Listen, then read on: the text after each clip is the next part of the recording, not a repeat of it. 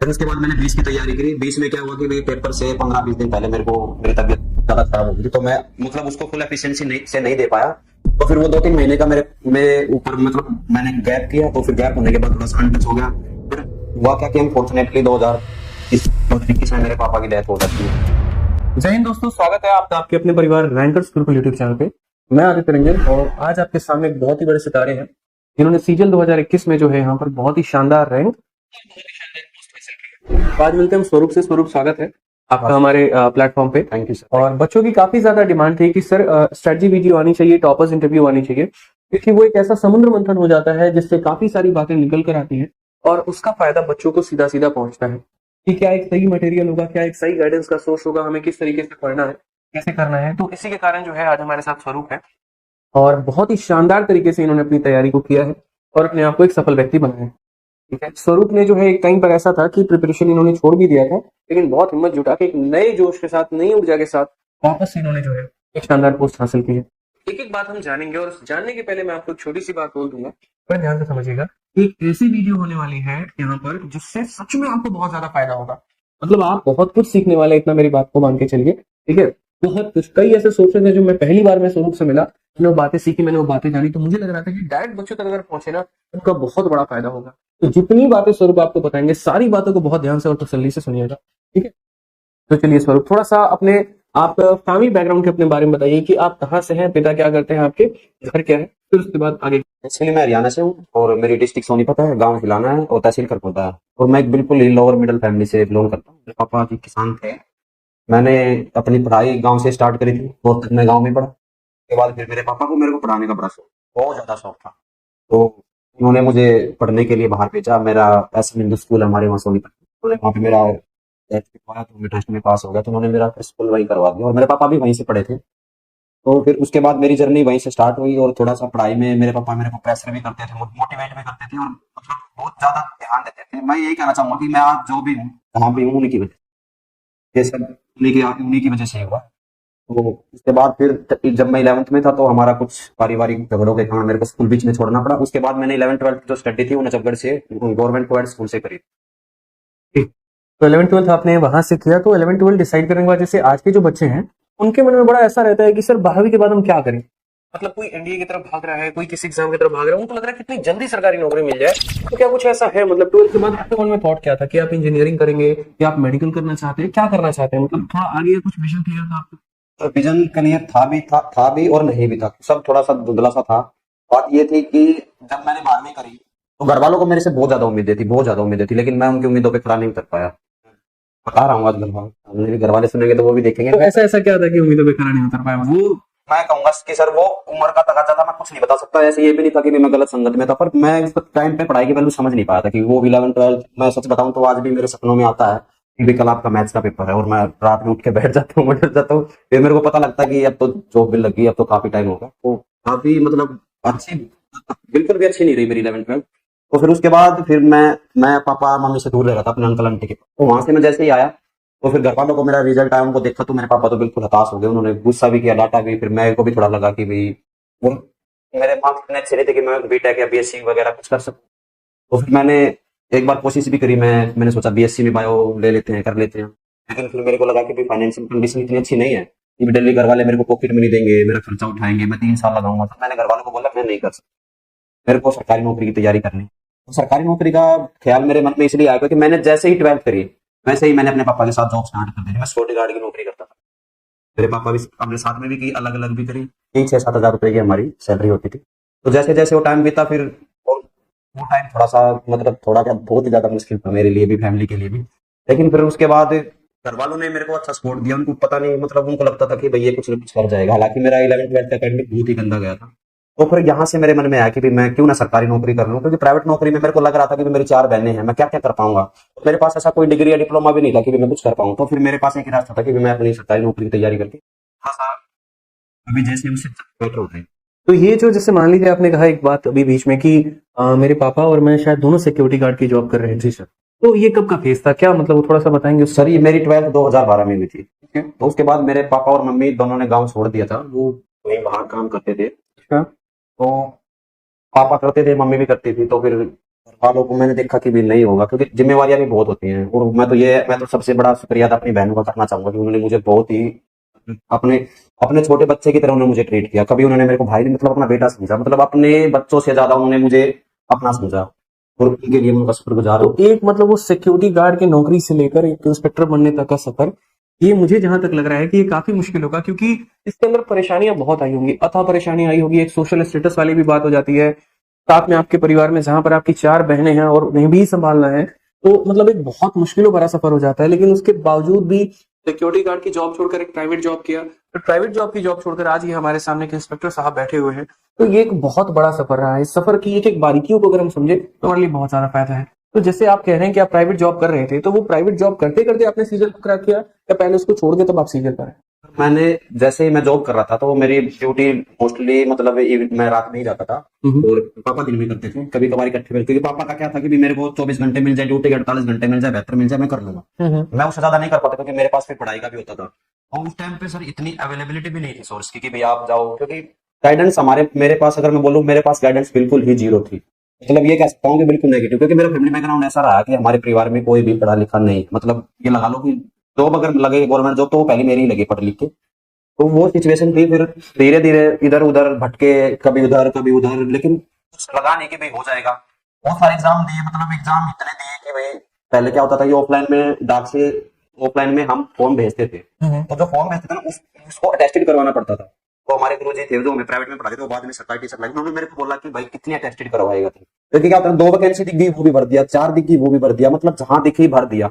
और भरने के लिए भी गांव से 20 किलोमीटर दूर सोनीपत जाना पड़ता था। तो काफी मुश्किल और चैलेंजिंग दिन थे, वो बहुत ज्यादा चैलेंजिंग दिन थे। तो सीजल की तैयारी जब आपने करने की सोची, तो क्या ये आपका पहला अटेम्प्ट था या इसके पहले भी आपने काफी सारे पेपर दिए थे? सर बेसिकली जब मेरी जॉब 2016 में लगी, तो मैंने 2016 का पहला अटेम्प्ट दिया था, और उसी दौरान मेरी ग्रेजुएशन भी हुई थी।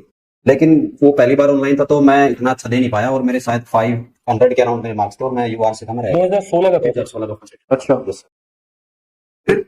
फिर उसके बाद हुआ क्या कि भाई मैंने लगभग तैयारी छोड़ दी, तो ये लगा लो लॉकडाउन तक मैंने कोई तैयारी नहीं की। उसके बाद मैं बिल्कुल हटस था, फिर मैंने तैयारी शुरू की सितंबर 2019 से मैंने दोबारा से, मतलब आफ्टर 3 इयर्स गैप, मैंने फिर से अपनी वो 3 साल का गैप मतलब आपने अपने प्राइवेट जॉब के लिए ले रखा था? मेरी गवर्नमेंट जॉब लग चुकी थी, गवर्नमेंट जॉब लग चुकी थी। 2016 में लग चुकी। डिपार्टमेंट कोई और था? एमबीएस मेरा डिपार्टमेंट है दिल्ली में। अच्छा अच्छा। फिर उसके बाद आपने 2019 से वापस से तैयारी करनी शुरू की अपनी? ठीक है, उसके बाद क्या किया? जैसे उसके बाद सर मैंने काफी अच्छे से किया, लेकिन गाइडेंस की कमी वहां भी मेरे को खली, और वो थी भी मेरे गाइडेंस की कमी, कि मेरे को ये नहीं पता था कि भी क्या चीजें पढ़नी है, क्या छोड़ना है। जैसे भी सबसे बड़ा मेरे का जो लैक था वो था कि मैं कभी मैथ की प्रैक्टिस नहीं करता। टीचर की क्लास देखी बस ही ना, उसके अलावा मैंने बुक उठा के कभी प्रैक्टिस नहीं करी। पढ़ने पे जोर मेरा इंग्लिश पे और जीएस पे ज्यादा रहता था। उस टाइम तो मुझे फायदा नहीं मिला, लेकिन आगे चल के 21 और सीजल 22 में मेरे को उस चीज का फायदा मिला।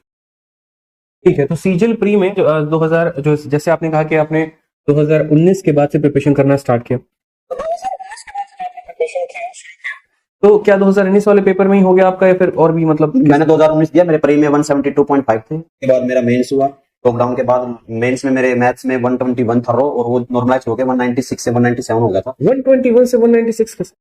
वो 15 नंबर वाली से। कितने नंबर का इंक्रीमेंट था? और वो जिसके लो मार्क्स थे ना उसका ज्यादा इंक्रीमेंट हुआ था। ओके। हाँ जी सर। और इंग्लिश में मेरे 165 रो था, तो नॉर्मलाइज हो गया 170 हो गया था, और डिस्क्रिप्टिव में ओनली 35, तो वो मेरा फेलियर अटेम्प्ट था। उसके बाद फिर मैंने कंटिन्यू 2020 इसमें मतलब जॉब नहीं लगा? नहीं। 2019 में? यस, कुछ भी नहीं। फिर उसके बाद मैंने 20 की तैयारी करी। 20 में क्या हुआ कि पेपर से 15-20 दिन पहले मेरी तबीयत ज्यादा खराब हो गई, तो मैं मतलब उसको फुल एफिशिएंसी नहीं दे पाया। तो फिर वो 2-3 महीने का मेरे ऊपर मतलब मैंने गैप किया, तो फिर गैप होने के बाद थोड़ा सा अनटच हो गया। फिर हुआ क्या कि अनफॉर्चुनेटली 2021 में मेरे पापा की डेथ हो जाती है 25 दिसंबर को। तो फिर वो सिचुएशन भी मेरे लिए काफी बुरी थी, क्योंकि उस टाइम पे मेंटली जो डिस्टर्बेंस होती है बहुत ज्यादा होती है, और मेरे को सच में 1 महीना ये बहुत ज्यादा फील हुआ, काफी अकेलापन भी फील हुआ।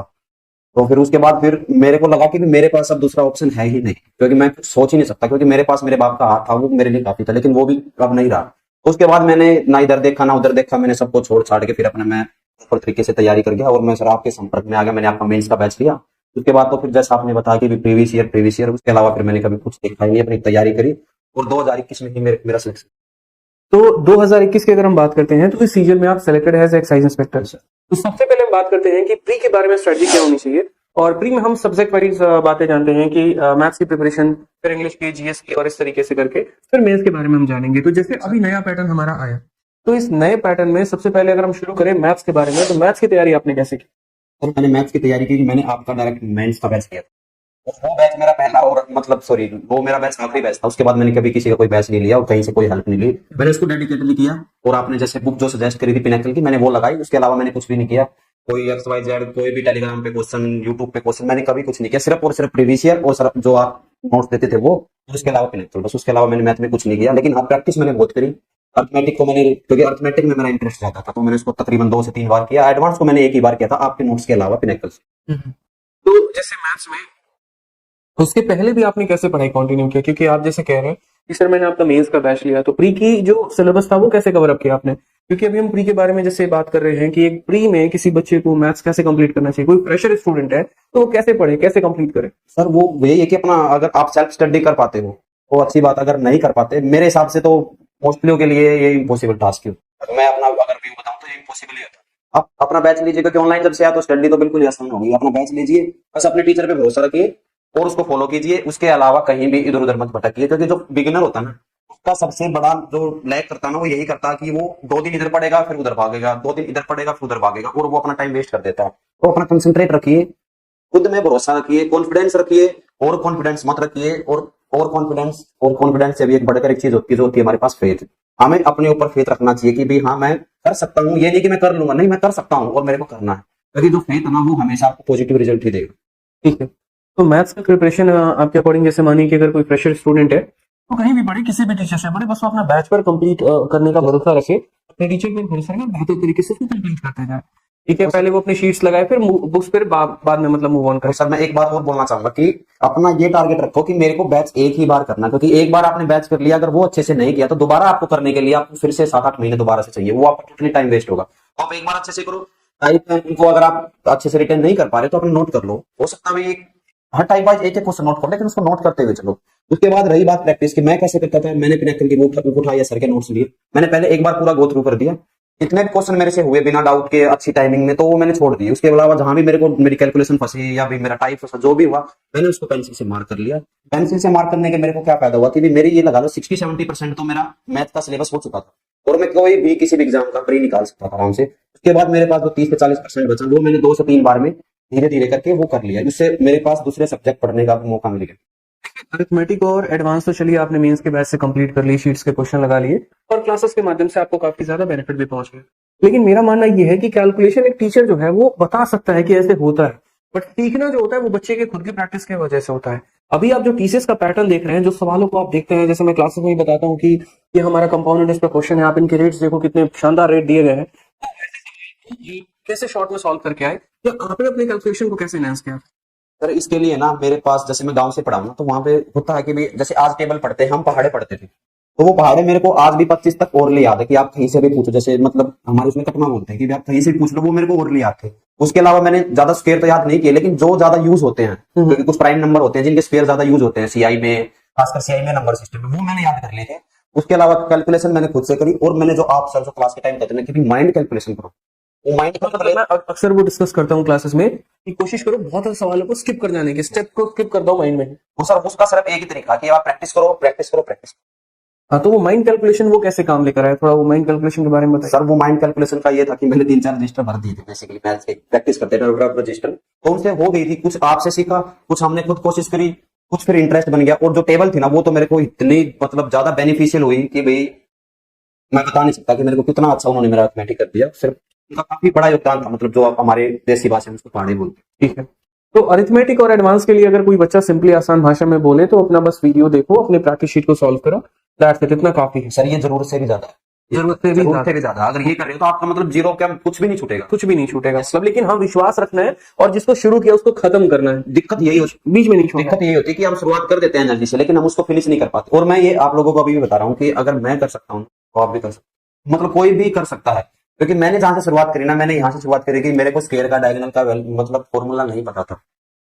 और रीजनिंग की अगर हम बात करते हैं, चलिए दूसरा पार्ट हमारा रीजनिंग है जो कि अब मेंस में आता है, तो एक अच्छा खासा वेटेज है हमारे रीजनिंग के पेपर में। और अगर हम पेपर की भी बात करें तो पिछले 2 से 3 सालों में बहुत ढंग के लेवल का पेपर पूछा गया। आप अगर सिलोगिज्म में चले जाएं तो 3 से 4 स्टेटमेंट मिल जाते हैं, आप स्टेटमेंट अजम्पशन में चले जाओ, बहुत सारे पार्ट हमारे हो जाते हैं। उसमें बच्चे को ये लगता है, आज भी देखो 2 तरह के बच्चे हैं, एक जिनको नहीं आ रहा है और दूसरा जिनका माइंडसेट ये बन रखा है हमें तो आता है। फिर उन बच्चों का नुकसान यहाँ पर ये हो जा रहा है कि वो 50 में जाकर मात्र 35 स्कोर कर पा रहे हैं। उन्हें ऐसा लग रहा है यार पढ़ने की जरूरत क्या है, हमने तो रीजनिंग कर रखी है। तो वो एक किस तरीके से आपने अपने रीजनिंग को परफेक्ट बनाया, क्या आपका मैसेज है बच्चों को कि रीजनिंग किस तरीके से करना चाहिए, आपने कहाँ से पढ़ाई की, किन सोर्सेस को फॉलो किया, वो थोड़ा सा बच्चों को बताएं। सर रीजनिंग के लिए मैंने सिर्फ और सिर्फ प्रीवियस ईयर की, और उसके अलावा मैंने कहीं कोचिंग नहीं ली, बस मॉक के थ्रू मैंने वो चीजें सीखी। लेकिन कुछ टाइप ऐसी होती है कि जिनके लिए आपको टीचर की जरूरत पड़ती है। या तो आप किसी यूट्यूब पे अच्छे टीचर को ढूंढ के वहां से कर लो, नहीं तो मैंने तो अब की बार तो सीजीएल 22 में, क्योंकि मेंस था, मेरे को भी लगता था कि भाई थोड़ा बहुत तो लेवल अप करेंगे, वो कुछ ना कुछ नया डालेंगे। मैंने विक्रमजीत सर का आपके बैच के साथ कॉम्बो बैच भी जो हमारा कॉम्बो बैच आया था मेंस में मैथ्स और रीजनिंग का, तो आपने वो मैंने लिया था, और उसमें मैंने 4 से 5 टाइप थी जो मैं लैक करता था, वो मैंने करी थी। उसके अलावा बाकी मेरा पहले से ही ऑलरेडी तैयार था। उसमें जैसे सीटिंग अरेंजमेंट हो गया, हमारा कोडिंग कोडिंग इनइक्वालिटी हो गया, और इसके अलावा हमारा कैलेंडर हो गया। ये 4-5 टॉपिक थे जो मैंने विक्रमजीत सर से किए। तो ये जो टॉपिक्स आपने किए, तो क्या इसका फायदा आपको मेंस में देखने को मिला? क्या उनसे पूरी की पूरी टॉपिक्स क्लियर हुए, क्वेश्चंस बने, क्या रहा मतलब? और ये था कि मैं जैसे मेरे 3-4 क्वेश्चन गलत हुए रीजनिंग में, अगर मैं बैच को और अच्छे तरीके से करता तो शायद वो भी मेरे गलत नहीं। ओके, तो मतलब आपका ये था कि सर जितने टॉपिक्स मैं उनके वीडियो से करके गया था उसका मुझे सीधा सीधा फायदा मिला। बिल्कुल फायदा हो सकता। हालांकि विक्रमजीत सर के बारे में आपको बता दूं, देखिए टीचर्स मैंने कई सारे देखे हैं, लेकिन वो एक ऐसे टीचर है ना जो बच्चे के नर्व्स को समझते हैं और बहुत ही बिगिनिंग से लेकर बच्चे को उठा के बहुत टॉप लेवल तक लेके जाते हैं। जो पढ़ाने की शैली है, जो एक अंदाज है, जिस तरीके से बच्चों से फ्रेंडली होते हैं, जैसे कैलेंडर की अगर आप बात कर ले, जो कोर्स जिस तरीके से वो क्लासेस में डिस्कस करते हैं, तो मुझे लग रहा है कि बच्चा अगर उतना कवर अप करके चले, पढ़कर चले, तो उसके लिए मोर देन और देन जरूरत ही नहीं है। जरूरत ही नहीं पड़ेगी। फिर आराम से जो पढ़ाया उसी के नोट्स को प्रिपेयर करके देखो, पढ़कर देखो, फिर क्वेश्चन बन जाएंगे। तो जो अभी रीजनिंग का हमारा नया पैटर्न आ रहा है, उनके लिए उनका कोर्स काफी बिल्कुल मोर देन सफिशिएंट है सर। मतलब टीचर का कोर्स हम आपके लिए मोर देन सफिशिएंट होता है अगर आप उसको ढंग से करते। बच्चे कर नहीं पाते फिर। और बाकी जो दूसरा पॉइंट, जैसे मान लो कि कोई मैं स्टूडेंट हूँ और मैं मॉक दे रहा हूँ और मेरे काफी सारे पॉइंट गलत हो रहे हैं, क्वेश्चंस गलत हो रहे हैं, कभी आज लोकेशन का क्वेश्चन गलत हो गया, कभी कुछ गलत हो गया, कभी कुछ गलत हो गया, तो मुझे ऐसा मतलब कुछ बच्चों को लगता है ठीक है कोई नहीं, एक सवाल ही तो है, गलत हो गया देख लेंगे। लेकिन वो 2-4 गलती अगर इकट्ठी पेपर में हो जाए तो 50 को 35 लाने में देने लगता। तो क्या उसके लिए बच्चे को प्रीवियस ईयर पर फोकस करके क्वेश्चंस लगाने चाहिए या मॉक से काम चल रहा है? अगर बार बार रिपीट, जो 2-4 टॉपिक है उनके लिए, अगर बार बार रिपीटेशन में गलत हो रहा है कि भाई जैसे आज हो गया कल हो गया लगातार हो रहे, तो फिर तो इसका मतलब ये है कि आपका कॉन्सेप्ट वीक है, फिर आपको कॉन्सेप्ट पे काम करना चाहिए। अगर कभी कभार हो रहा है तो वो आपकी सिली मिस्टेक है, वो आप मॉक से धीरे धीरे, और मॉक को भी थोड़ा ना, मैं तो सर मॉक जब लगाता था ना, मैं बहुत सीरियस होकर लगाता था। जैसे मेरा पार्टनर था उसके साथ लगाता था, तो मतलब वो जो रियल मॉक वाली फील है ना, हम मॉक में ही ले लेते थे। रियल एग्जाम वाली जो फील है वो मॉक में ले लेते थे कि भी हमारी हार्ट बीट भी बढ़ रही है, हम टाइम भी देख रहे हैं, फिर ये भी तो ताकि भी दोस्त के ज्यादा ना आ जाए, तो वो चीजें हमने फील करी। तो मॉक फिर जब रियल एग्जाम में हम गए तो दोस्त के ज्यादा आप ये कह रहे थे कि मॉक में जब हम देते हैं तो दोस्तों के ज्यादा ना आ जाए, तो ये वाला ही माहौल है। ये माहौल सर बनाना ही पड़ता है, क्योंकि कंपटीशन है, वो हेल्थी कंपटीशन है, हाँ, तो ये चीजें ध्यान में रखनी पड़ती है। तो मतलब कि दोस्तों के नंबर ज्यादा नहीं, क्रेडिट वाली बात जो बोलते हैं ना, वो है कि मतलब अपना नंबर कम आया तो दुख नहीं है, दोस्त के साथ आगे तो ज्यादा दुख होता है। ये वाला मतलब अपने माइंडसेट में चलते रहता है। माइंडसेट में एग्जाम के टाइम भी मैं जान पूछ के नहीं चलाता। मैं मतलब क्योंकि रियल एग्जाम जब आप दोगे ना, तो आपके ऊपर मतलब सारी चीजें आपके दिमाग में आएगी कि यार पेपर नहीं हुआ तो कौन क्या बोलेगा, फैमिली को क्या बोलेंगे, खुद को क्या जवाब देंगे। तो वो चीजें मैं यहाँ मॉक में भी चलाता दिमाग में कि भाई मेरा दिमाग कितना ही चीज का किस चीज को अडेप्ट कर पाता है प्रेशर, क्योंकि ये चीज तो मैं चाहता नहीं था कि अब मैं कोई रिस्क लूं, ना ही मेरे पास कोई ऑप्शन था रिस्क लेने का। तो इंग्लिश में ये बताइए कि जैसे इंग्लिश का भी एक काफी अच्छा पार्ट है, और इंग्लिश में भी हमारे 3 पार्ट है, वोकैबुलरी हो गया, ग्रामर हो गया, कॉम्प्रिहेंशन हो गया। तो चूंकि एक बच्चा जो कि नॉर्मल स्कूल से पढ़ा हुआ है, उसको बहुत सारा बातें नहीं पता है, तो पहली बार शब्द सुनता है। जैसे मैं अपनी तैयारी में जिंदगी में मैंने पहली बार सुना था कि वोकैब नाम की भी कोई चीज होती है। हमें तो सर वर्ड मीनिंग आता था, ये वर्ड मीनिंग होता है, वर्ड मीनिंग पढ़ते थे। तो उस पार्ट को कैसे कंप्लीट किया, तो एक एक करके वहां पर पहुंचते हैं। तो सबसे पहले वोकैबुलरी के बारे में बात करते हैं। क्या इंग्लिश में आपका सोर्स क्या था, पहले तो ये जान लेते हैं कि किन किताबों को फॉलो किया, किन टीचर्स को आपने फॉलो किया, कैसे आपने पढ़ा, फिर उसके बाद सेगमेंट वाइज समझाने। सब जैसे मैंने पहले बताया कि मेरी जब 2016 में जॉब लगी, तो उससे पहले मैंने इंग्लिश की कोचिंग ली थी। बेसिकली क्या 2016 में मेरी जॉब लगी, उससे पहले मैंने एक बैच लिया था, हालांकि मैं पूरा नहीं कर पाया क्रिस्टोफर सर के पास, लेकिन उनसे मैंने पढ़ा। तो वहां ग्रामर वहां से मतलब मेरी ऑलमोस्ट हो गई थी। लेकिन वोकैब का उन्होंने बुक दी थी, तो वो बुक मैंने पढ़ी। उसके अलावा मैंने एमबी पढ़ी, और वोकैब का एक ही तरीका याद करने का कि आप बार बार उसको रटो, याद करो, निमोनिक्स बनाओ, जैसे भी करो, 4 बार पढ़ो, 5 बार पढ़ो, वो आपको करनी पड़ेगी। और वो चीजें आपको टीचर भी करके नहीं देगी, बातें स्पष्ट होती है। तो मतलब डेली आप वो क्या पढ़ते थे या फिर कभी कभी आपने पढ़ लिया?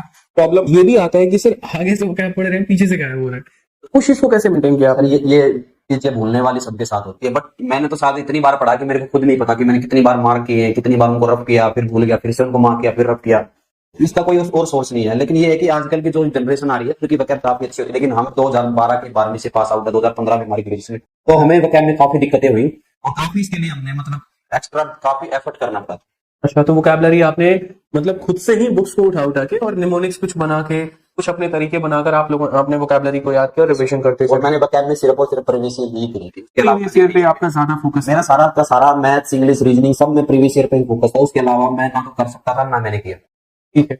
और वोकैबुलरी भी हो गया, ग्रामर जैसे आपने कहा जहां से आपने कोचिंग लिया हुआ था उन मटेरियल से आपका पूरा का पूरा प्रिपेयर हो गया और आपको बस उसी पर रिविजन करने की ज्यादा आवश्यकता पड़ी। और जैसे नया टीसीएस पैटर्न आया तो कुछ चीजें चेंज हुई, थोड़ी थोड़ी चेंज हुई ग्रामर में, वो मैंने रानी मैडम से यूट्यूब के माध्यम से, जैसे भाई CHS लीग किसका आ गया तो उन्होंने एरर वगैरह करवा तो मैंने वो वहां से कर ली साथ के साथ में। और इंग्लिश में आज के टाइम में ग्रामर से ज्यादा इंपोर्टेंट, वोकैब से ज्यादा इंपोर्टेंट रीडिंग सेक्शन है, क्योंकि अभी मैंने मेंस दिया तो मैंने मेंस में देखा कि 3 से 4 पैसेज है, उसके अलावा क्लोज टेस्ट भी है, उसके अलावा 5 से 6 पीक आवर्स भी हैं। तो आप अपने रीडिंग सेक्शन को मजबूत रखिए, उसके लिए आप न्यूज़पेपर पढ़िए या कोई नॉवल पढ़िए या कोई अपनी प्रैक्टिस इतनी करिए। जैसे मैंने कोई न्यूज़पेपर नहीं पढ़ा ना नॉवल पढ़ी, लेकिन मैंने मॉक इतने दिए थे कि भी मैंने टेक्स्ट बुक के मैं लगभग सारे मॉक इंग्लिश के और मैथ्स के देखे गया था। ठीक है। तो ये आपका इंग्लिश का पार्ट हो गया। इसमें एक और चीज जो आता है वो आता है कॉम्प्रिहेंशन। ठीक है, कॉम्प्रिहेंशन में भी आप देख रहे हैं पैसेज है, क्लोज टेस्ट, पीक्यूआरएस। तो आए दिन बच्चे मुझसे ऑफलाइन में ये पूछते रहते हैं कि सर कॉम्प्रिहेंशन मेरा बहुत वीक है, मैं क्या करूं, मतलब नॉर्मल न्यूज़पेपर रीडिंग पढूं, कैसे करूं, क्या करूं, वो थोड़ा मुझे एक बार मतलब बताइए थोड़ा। सर मैं अपना एक्सपीरियंस बताता हूँ, मैंने कोई न्यूज़पेपर नहीं पढ़ा, मैंने द हिंदू का सिर्फ हमेशा द हिंदू ही पढ़ा, उसके अलावा मैंने कुछ नहीं पढ़ा। लेकिन मैंने मेरे दिक्कत होती थी क्लोज टेस्ट में और उसका मेरे को तो समाधान मिला, वो मिला रानी मैडम से, क्योंकि आपका क्लोज टेस्ट में आपकी ग्रामर भी सही होनी चाहिए, आपकी वोकैब भी सही होनी चाहिए, आपकी मतलब रीडिंग स्किल भी अच्छी होनी चाहिए। तो वो मैंने वहां से प्रैक्टिस करी। जैसे आप जाओगे यूट्यूब पे सर्च मारोगे तो वहां पे 6-7 घंटे की किसी की भी मिल जाएंगे, तो आप उनको प्रैक्टिस करो। अगर आपकी रीडिंग सेक्शन रीडिंग हैबिट है तो अच्छी बात है, फिर आपको प्रॉब्लम नहीं आएगी। ठीक है, तो जैसे रानी मैडम से आपने पढ़ा तो वहां पर मैं आपसे एक बात पूछना चाहूंगा कि कॉम्प्रिहेंशन के लिए उनके क्या कोई पर्टिकुलर वीडियोस थे जो आपने देखे थे, और उसके अलावा जो आपने कहा द हिंदू, तो द हिंदू यार आज के समय ना मुझे लग रहा है कि कोई बच्चा उठाता है और सीधा का सीधा जैसे एडिटोरियल पर जंप करने की कोशिश करता है, प्रॉब्लम बहुत आती है वहां पे। तो सर, कैसे मतलब जो द हिंदू पढ़ लेता ना, हाँ, वो उसको फिर एसएससी की इंग्लिश में दिक्कत आएगी ही नहीं। लेकिन वो पढ़ने का तरीका क्या है, मतलब मैं एक फ्रेशर स्टूडेंट हूँ, मुझे ऐसा लगता है कि यार मेरे को कोई सारे ऊपर ऊपर जा रहे हैं, तो कैसे मैं उसको टच। सर मैं तो सच बताऊं, अगर एवरेज बच्चा तो मैं कभी भी रिकमेंड नहीं करूंगा कि आप द हिंदू पढ़ो, क्योंकि वो थोड़ा सा हाई लेवल है, वो यूपीएससी या भाई कोई जो अच्छे यूपीएससी वगैरह की तैयारी कर रहा है उनके लिए होता है। अब क्योंकि एसएससी इतना हार्ड एंड फास्ट नहीं पूछता, अगर आप अच्छे से प्रीवियस ईयर भी कर जाओगे ना और उनको समझ के करोगे। रानी मैडम का ये सबसे अच्छा था कि अगर 4 ऑप्शन है तो वो ये बताते कि चारों में से ये क्यों आए, बाकी के 3 क्यों नहीं आए। तो इससे आपकी ग्रामर भी अच्छी होगी, वोकैब भी अच्छी होगी और आपकी रीडिंग हैबिट और मतलब अंडरस्टैंडिंग भी अच्छी होगी। ये मेरे को वहां से बहुत ज्यादा फायदा हुआ, बहुत ज्यादा मतलब फायदा हुआ। ठीक है, चलिए दूसरा जो सबसे अभी इंपॉर्टेंट पार्ट है वो है हमारा जीएस। और जीएस में इतने सब्जेक्ट हैं और साथ में एक मतलब ऐसा है कि पढ़ कितना भी लो कई बार नंबर कुछ भी नहीं आता, और कई बार ऐसा होता है थोड़े से पढ़ने पे नंबर बहुत ज्यादा आ जाते हैं। तो ये एक अनप्रेडिक्टेबल गेम है। जैसे करंट अफेयर में बहुत सारे टीचर्स पढ़ाते हैं, बहुत सारे मैगजीन्स हैं, बहुत सारे बुक हैं, तो एक ऑथेंटिक मतलब क्या है, और उसी तरीके से जीएस में क्या एक तरीका होना चाहिए। क्या हमें पहले हिस्ट्री खत्म करें, पॉलिटी खत्म करें, कई लोग कहते हैं कि लूसेंट पढ़ लो तो वहां से तुम्हारा हो जाएगा, और ये मतलब तो सारी ऐसे कई सारे मिथ जो है वो रिवॉल्व हो रहे होते हैं बच्चों के माइंड में, किसी के दिमाग में कुछ है, किसी के दिमाग में कुछ है। आपने कैसे किया वो आप बच्चों को बताएं। मैंने जीएस के लिए स्पेशल तो कोई बैच लिया नहीं, लेकिन मैं इस जर्नी में काफी लंबे समय से रहा हूँ। मतलब 2012 से मैंने स्टार्ट कर दी थी, और मेरा स्टार्टिंग में जो फोकस था ना वो मैथ पे ना होकर जीएस और इंग्लिश पे ज्यादा था। तो मैंने वहां पे मोस्टली वन लाइनर जीएस ही पढ़ी, क्योंकि उस टाइम पे था कभी कहीं कहीं पुलिस पुलिस में लग जाए, कहीं छोटी मोटी लोग वहां पे वन लाइनर पोस्ट आते, तो मैंने वो बहुत ज्यादा पढ़े थे। उसका फायदा मेरे को जाके बाद में हुआ। और उसके अलावा मैंने लूसेंट से सिर्फ 2 से 3 टॉपिक करे थे, जैसे हिस्ट्री, पॉलिटी, ये काफी अच्छे दिए हुए उसमें, खासकर पॉलिटी और बायो, तो मैंने ये यहाँ से करे थे। उसके अलावा मैंने जो भी प्रीवियस ईयर थी मैं सिर्फ प्रीवियस ईयर ही मैंने किया है। और उसके अलावा करंट अफेयर मैंने 2 से 3 यूट्यूब चैनल पकड़े हुए, जैसे करंट अफेयर राहुल सर है डीसीए करके उनका चैनल है, वहां से करी। और कभी कभी मैं उत्तर क्लास की भी देख लेता था, और मैंने पर्सनल क्लासेस से भी करंट अफेयर करी है, सिर्फ और सिर्फ मंथली वाली। तो ये मेरे 3 से 4 चैनल थे, मैं इन्हीं से ही करता था। तो आप करंट अफेयर डेली पढ़ते थे यहाँ से या फिर कैसे करते थे। नहीं, मैं सिर्फ जैसे एग्जाम आने के 2 महीने पहले ही मैं स्टार्ट करता था, और सिर्फ मंथली कंपाइलेशन। कितने महीने का करंट अफेयर एक बच्चे को पढ़ के जाना चाहिए। पिछले ट्रेंड से लग रहा कि मिनिमम 1 साल का तो आपको करके जाना चाहिए। मिनिमम 1 साल। मिनिमम 1 साल का तो करके तो जाना। वो मंथली बच्चा 1 साल का करे या डेली का करे। नहीं, मंथली का। डेली करना तो सरासर बेवकूफी। चलिए, तो साथ में ये मंथली करंट अफेयर के बाद दूसरा पार्ट हमारा स्टैटिक आ जाता है, उसके बारे में वो कैसे आपने कंप्लीट किया। सर स्टैटिक के मैंने ये देखा था कि भी जैसे एनालिसिस देते हैं, तो मैंने देखा था कि भी 10 से 15 टॉपिक है में आपकी करंट अफेयर भी आ रही है और आपका स्टैटिक पोर्शन भी आ रहा है। तो मैंने वो टॉपिक नोट कर लिए थे, मैं उन्हीं पे ज्यादा फोकस करता था। और वो टॉपिक कुछ टॉपिक तो स्पीडी में भी अच्छे थे, मैंने स्पीडी का भी सर स्पीडी भी मैंने पढ़ी थी। पीडी को जनरली बच्चे करंट अफेयर के लिए रेकमेंड करते हैं। Yes, sir. जैसे मेरे पास भी काफी बच्चे जो सिलेक्टेड होते हैं तो वो आते हैं, लेकिन आप जैसे कह रहे हैं कि स्टडी के लिए आपने इसको यूटिलाइज किया, तो वो तरीका थोड़ा सा बताएंगे। स्टैटिक में क्या होता है ना कि उस पीडी में जो आगे का जो 10 से 15 पेज है ना, वो बहुत ज्यादा इंपॉर्टेंट है, बच्चे उसको नहीं पढ़ते और वही चीजें पढ़ने के, क्योंकि क्या है ना कि मैंने अभी देखा, मैंने जब सीजीएल दिया तो उसमें मैंने देखा कि करंट का ना पूछ के इसलिए 5 साल तक का, जैसे भी ये अभी ईडब्ल्यूएस का हुआ था, वो चीजें दी हुई थी, मिड डे मील वाला आए हुए थे, तो वो क्वेश्चन आए हुए थे, तो वो उसमें सारी चीजें दी हुई है, तो वहां से पढ़ो, आपका सब कवर हो जाएगी।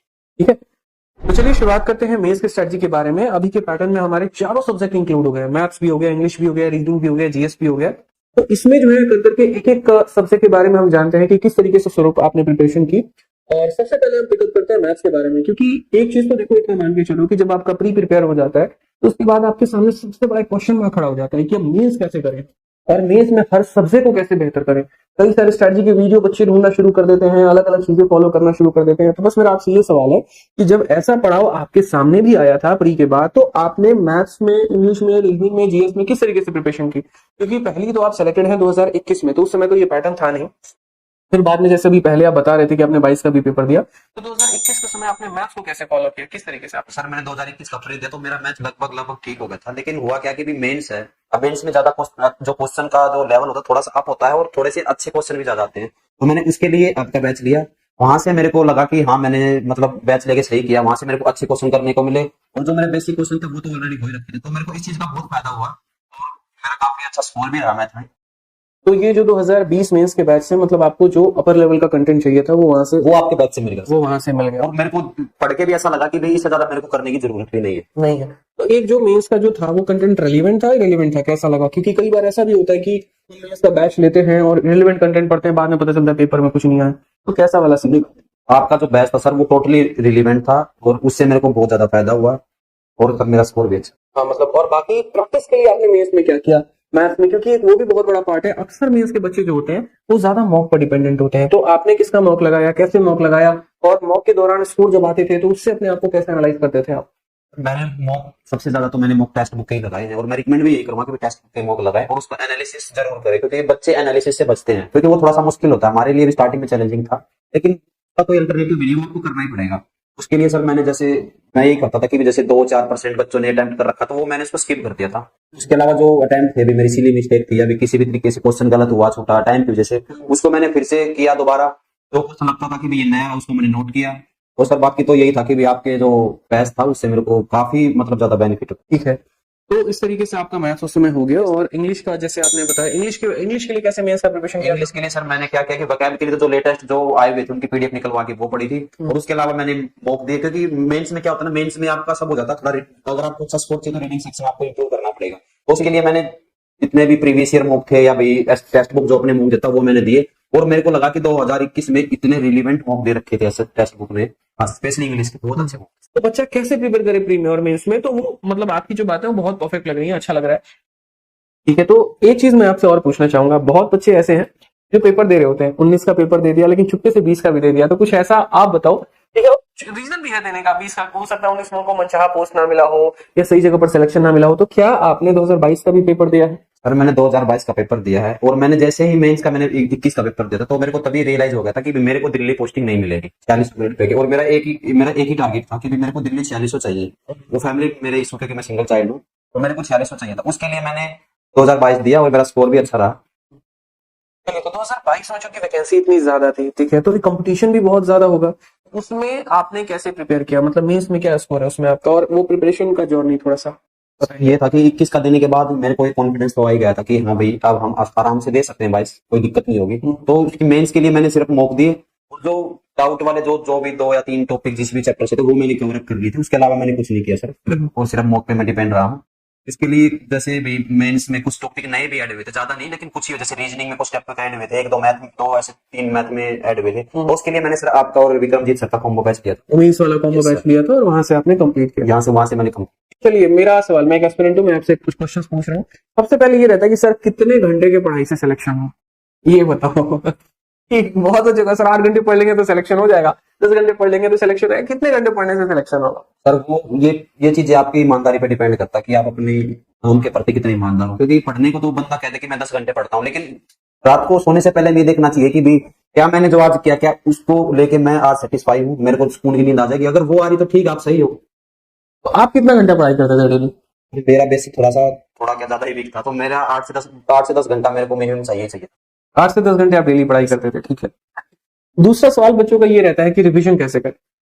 रिवीजन का जैसे मैंने बताया कि पहली बात तो आपको पी वाई क्यू पे स्टिक रहना है। उसके अलावा मैथ्स में जैसे भाई आप क्वेश्चन कर रहे हो, जो नहीं हो रहा आप उनको टिक करते चलो, तो क्योंकि जो एक बार हो रहा है वो आपसे बार बार हो जाएगा, तो क्या ताकि आप दोबारा जब इसको करने चलो तो दोबारा आपको वो 100% ना करना पड़े, वो जो आपको नहीं आ रहा वो करना पड़े, तो इससे आपका टाइम बच जाएगा और बाकी सब्जेक्ट के लिए भी आपका टाइम नहीं।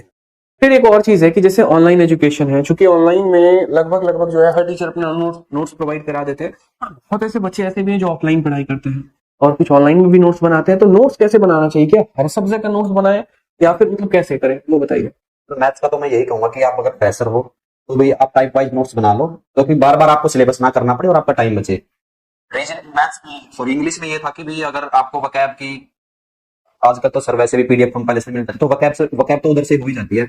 और इंग्लिश की रही बात, इंग्लिश का इतना ज्यादा पार्ट नहीं है ग्रामर का कि भी आपको कॉपियां भरनी पड़ेगी। ये है कि आप अगर अच्छे से नोट्स बनाओगे तो आपके 20 से 25 पेज में आपके ग्रामर के सारे रूल आ जाते हैं और वो मोर देन सफिशिएंट है। और रीजनिंग के शायद कुछ टॉपिक हैं जैसे भी कैलेंडर हो गया, सीटिंग अरेंजमेंट हो गया, या भी कुछ 2-4 टॉपिक और जिनमें आपको फॉर्मूले वगैरह की जरूरत पड़ती है, तो वो आप बना लो। उसके अलावा तो आप प्रैक्टिस करो। जैसे मॉक में स्कोर अगर रुक जा रहा है तो उस स्कोर को कैसे बढ़ाएं। और मॉक में अगर आपका स्कोर रुक रहा है तो उसके पीछे यही है कि या तो आपकी कॉन्सेप्ट क्लियर नहीं है, मतलब पेपर में जाके कंफ्यूज हो जाते हो कि भाई ये क्वेश्चन मैंने कैसे करना था, क्योंकि मॉक में हमारे पास इतना टाइम नहीं होता। तो उसका सिर्फ एक ही तरीका कि आप जैसे मॉक दो उसके बाद एनालिसिस करो, उसमें आपको 3 से 4 तरीके के क्वेश्चन मिलेंगे कि भाई ये तो मैंने स्किप कर दिया, ये मैंने किया लेकिन मैंने टाइम ज्यादा लगा दिया, ये मेरे से हो गया। तो वो आप देखो कि भी आप टॉपर से कंपेयर करो कि भाई मैंने टॉपर से कम टाइम लिया है या भी उसके आसपास टाइम लिया, तो ठीक है। अगर आपने टाइम ज्यादा लिया है तो वो देखो कि आपने वो टाइम ज्यादा क्यों लिया, आपका कॉन्सेप्ट वीक था, कैलकुलेशन वीक थी। अगर कैलकुलेशन वीक थी तो कैलकुलेशन बैकग्राउंड कीजिए, अगर कॉन्सेप्ट वीक था तो आप दोबारा जाइए अपने नोट्स पे। बहुत बड़ा मतलब बच्चा जो है एक ऐसा है कि मॉक देना जानता है, एनालाइज करना नहीं जानता। तो मुझे लग रहा है कि अगर आपके मॉक में गलतियां होती हैं तो आप उसको प्रॉपर वे में एनालाइज करो। ये एक बहुत इंपॉर्टेंट पार्ट है जो आप लोग मिस करके चले जाते हैं। और इस बात पे तो मैं भी बोलूंगा, क्योंकि बच्चे के मन में ये रहता है सर मॉक में नंबर कम आ रहा है तो बढ़ाए कैसे। मेरे भाई अगर मॉक में नंबर कम आते हैं ना तो उसको एनालाइज करके बढ़ाया जाता है, हर एक सेक्शन में देखा जाता है गलती कहाँ पर हुआ, मैथ्स कहाँ पे गलती हुआ, इंग्लिश में कहाँ पर गलती हुआ, जो पार्ट्स आपके मिसिंग है उसको पेपर में नोट करिए और उसको बढ़िया तरीके से पढ़ना शुरू करिए। बहुत इंपॉर्टेंट एक ये पार्ट है। आप सिर्फ मॉक देते जाएंगे छोड़ देंगे तो कभी काम ही नहीं करेंगे। जिस इंसान ने अपने गलतियों पर काम ही नहीं किया तो वो अपने आप को परफेक्ट कैसे बना सकता है। और सर मैं एक बात और ऐड करना चाहूंगा, ये फेस वैल्यू फील करके, जैसे मॉक में हमारे नंबर खराब आ गए तो हमारा मन करता है कि नहीं मैं कंटिन्यू दूसरा मॉक देता हूँ, उसमें अच्छा स्कोर कर देता हूँ, लेकिन वो होता नहीं है। क्योंकि जो जो पहले मॉक में जो हमारी कमी थी वो सेकंड मॉक देते टाइम भी हमारी वही कमी है। तो बार बार मॉक देने से अच्छा आप वो 2 दिन बैठ के वो कमियों को दूर कर लो, ताकि आप नेक्स्ट मॉक में काम करने और अपने जाओगे कमी आपकी दोबारा हो। ठीक है। तो सबसे पहले जब आपका रिजल्ट आया आपकी फैमिली में तो वो फैमिली रिएक्शन क्या था। पर फैमिली रिएक्शन ये था कि मैंने बेसिकली पहले बता रखा था कि मेरा इतने इतने स्कोर है और मेरे को आइडिया हो गया था कि मेरे को ये चीजें मिल सकती हैं। बाकी फैमिली रिएक्शन तो ये था कि भाई सब खुश थे, सब मतलब ये सोच रहे थे कि भाई हाँ भाई मतलब काफी टाइम दिया लड़के ने, हो गया। और सर मुझे दुख इस बात का कि भी मेरी उस खुशी के पल में मेरे फादर मेरे साथ नहीं थे। ये मेरे लिए मतलब लाइफ टाइम मेरे लिए ये हमेशा एक मतलब आपकी गलतियों को उन्होंने देखा, लेकिन जब आप कामयाब हो गए तो वो देखा। हाँ, उन्होंने मेरे गलतियों पे उन्होंने मेरे को डांटा भी, समझाया भी, सारी चीजें की, लेकिन जब वो मौका आया कि भी हाँ हम मिलके एंजॉय करेंगे तो उस टाइम पे मैं अकेला पड़ गया था। कोई बात नहीं, ठीक है। वो जहां से हैं उनके आशीर्वाद है, उनकी दुआएं हैं और वो आपको देख रहे हैं। बहुत सफल और कामयाब व्यक्ति आप बनेंगे, ये उनकी हमेशा से दुआ रहेगी आपके लिए। ठीक है, और ऐसे ही आपका नाम रोशन करते रहे। और भी 2-3 बातें हैं, जैसे मान लीजिए जब हमारा सिलेक्शन नहीं होता है, लोगों के ताने और भी सारी चीजें होती हैं आसपास चल रही होती है, तो उसे कैसे टैकल करें। मतलब वो जो एक डीमोटिवेशन है, हम एक मोटिवेट होते हैं वो अच्छी बात है, लेकिन वो जो डीमोटिवेशन हम नेगेटिव हो जाते हैं उसको कैसे टैकल करें। ताने, फ्रस्ट्रेशन, नेगेटिविटी, गर्लफ्रेंड से झगड़ा और ये सारी चीजें। सर उसको टैकल करने का एक ही तरीका है आपके पास, तरीके बहुत है, लेकिन मैं जो अपनाता था मैं ये था कि मेरे को किसी ने अगर बोल दिया तो मैं उसको अपने दिमाग में उठा लेता था, मैं कोई बात नहीं, कल को रिजल्ट आएगा तो यही मेरी तारीफ करने आएगा। और ये मैं रोज करता कि जैसे रात को सो रहे ना तो मैं ये देखता था कि मेरी जॉब लग गई है, मैं उस चीज को फील करता था अपने अंदर ही अंदर की भी मेरी जॉब लग गई है, मेरे पास गाड़ी भी होगी, मेरे पास रिस्पेक्ट भी होगी, मतलब सारी चीजें होंगी। तो वो आपको एक पॉजिटिव देते हैं कि भी हाँ, और फेथ भी आपका क्रिएट करेंगे अंदर अंदर के भी हाँ ये होगा, वो चीजें आपको एक पॉजिटिव तरफ लेके जाएंगी। और लोगों का काम तो कहना है, वो नहीं कहेंगे तो कौन कहेगी। पर मैं एक बात और कहना चाहूंगा कि भाई एक चीज ध्यान में रख के तैयारी करना कि आपके एफर्ट्स की कहीं भी गिनती नहीं होगी अगर आपके पास आउटपुट नहीं है।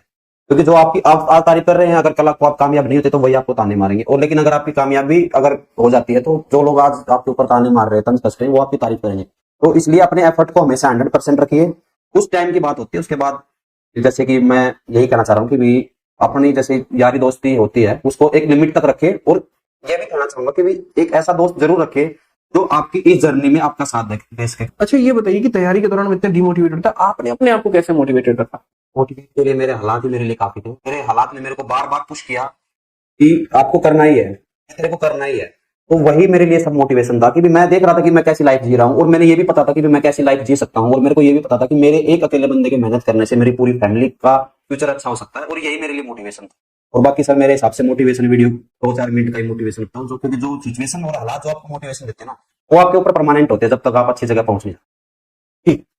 तो बहुत शानदार। बाकी बहुत अच्छी रही आपकी जर्नी, बहुत शानदार तरीके से आपने चीजों को कवर अप किया, और मुझे उम्मीद है कि आपने हर एक सवालों का जो है आंसर दिया होगा। बच्चे हमारे काफी सेटिस्फाई होंगे इस तरीके से उनको तैयारी करना है। कोई स्पेशल मैसेज किसी को देना चाहेंगे? कोई स्पेशल बात है आपकी आप यहाँ इस मंच पे कहना चाहेंगे लोगों बस स्पेशल बात मेरी यही है कि भाई पहली बात तो आप अपने फ्यूचर के बारे में सोचो, क्योंकि ये आपका टाइम है।